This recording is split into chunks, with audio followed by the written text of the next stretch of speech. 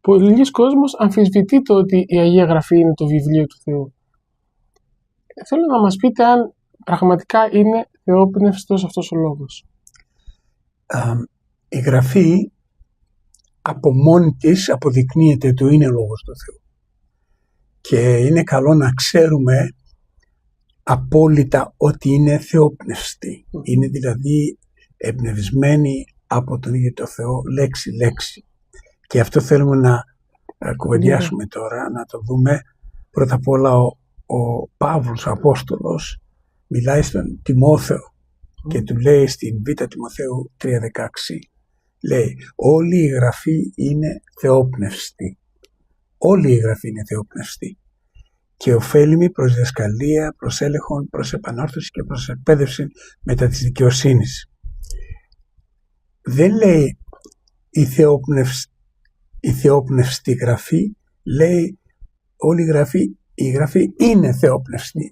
Άρα η θεοπνευστία πάει στη Γραφή, γιατί πολλοί μεταθέτουν το επίθετο θεοπνευστός και το κάνουν ότι κάθε θεόπνευστη Γραφή, δηλαδή πιστεύουν ότι όλη η Γραφή είναι θεόπνευστος. Αλλά αυτό λέει ο Παύλος ακριβώς. Όλη η Γραφή είναι θεόπνευστη. Μπορεί να μην το λέει στο κείμενο, αλλά ο τρόπος με τον οποίο είναι φτιαγμένη η πρόταση ακριβώς αυτό λέει. Γι' αυτό και ο Βάμβας το μεταφράζει ότι όλη η Γραφή είναι θεόπνευστη.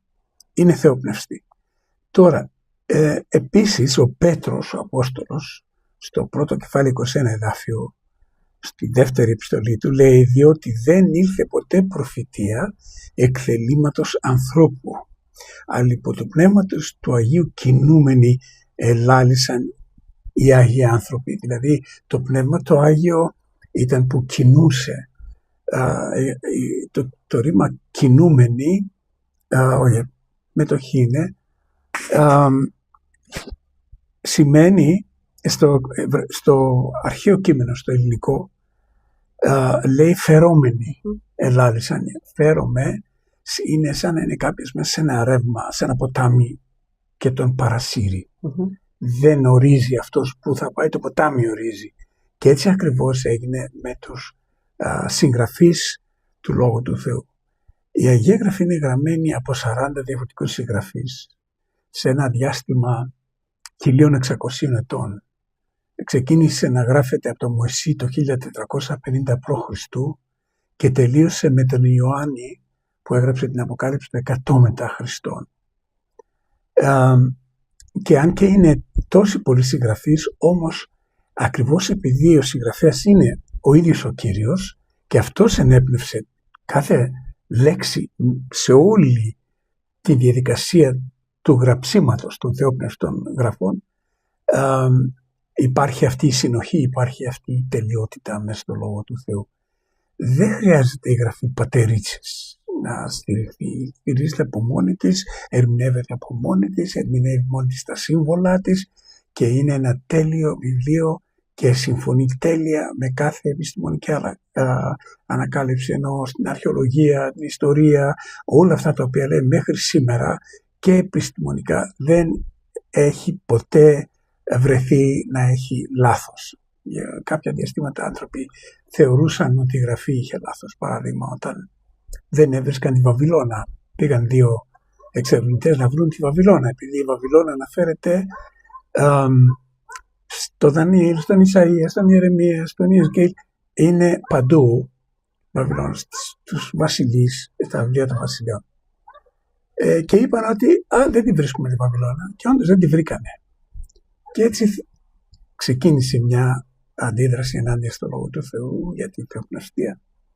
Και τελικά δύο άνθρωποι πιστοί στον Θεό, αρχαιολόγοι, πήγαν στη Βαβυλώνα και έψαξαν, πράγματι δεν βρήκαν τη Βαβυλώνα. Μετά τους έδωσε ο Θεός έμπνευση να καταλάβουν ότι το ποτάμι αυτό, γιατί ψάχνανε τη Βαβυλώνα στις όχθες του Εφράτη, του ποτάμου, τους έδωσε να καταλάβουν ότι το ποτάμι κινείται με τον χρόνο. Και πράγματι την βρήκανε περίπου 2 χιλιόμετρα από τη σημερινή Κίτη του ποτάμου. Και βρήκανε τα πάντα. Βρήκανε όλα όσα, μέχρι που βρήκανε και ταμπλέτες από πυλό με εβραϊκά γραμμένα. Βρήκανε το όνομα του βασιλιά του Ιούδα, του Ιωακήμ, ένα σωρό πράγματα, τα οποία μπορεί κανείς να τα βρει στο ίντερνετ. Όποτε αμφισβήτησαν το λόγο του Κυρίου, ο λόγος του Θεού πάντοτε τους σιωπά. Τους σιωπά. Τώρα, κάτι που είναι συναφές είναι το εξής, ότι είναι καλό να δούμε πώς ο ίδιος ο Κύριος έβλεπε τις γραφές.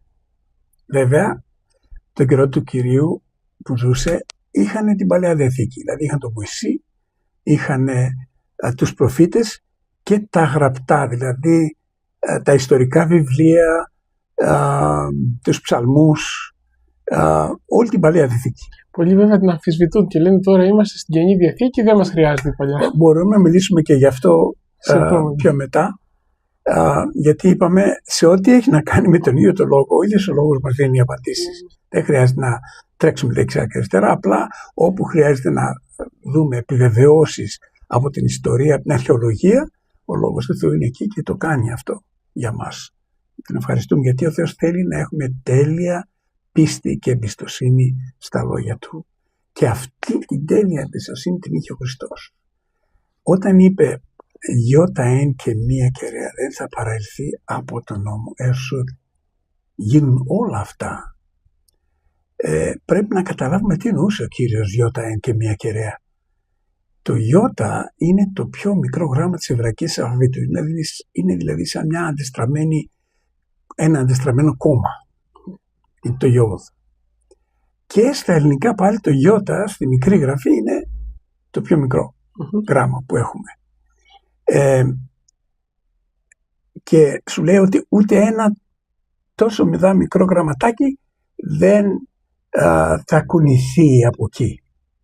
Μέχρι να γίνουν όλα αυτά, ο ουρανός και η γη θα παρέλθουν. Οι λόγοι μου λέει δεν θέλω να παρέλθει.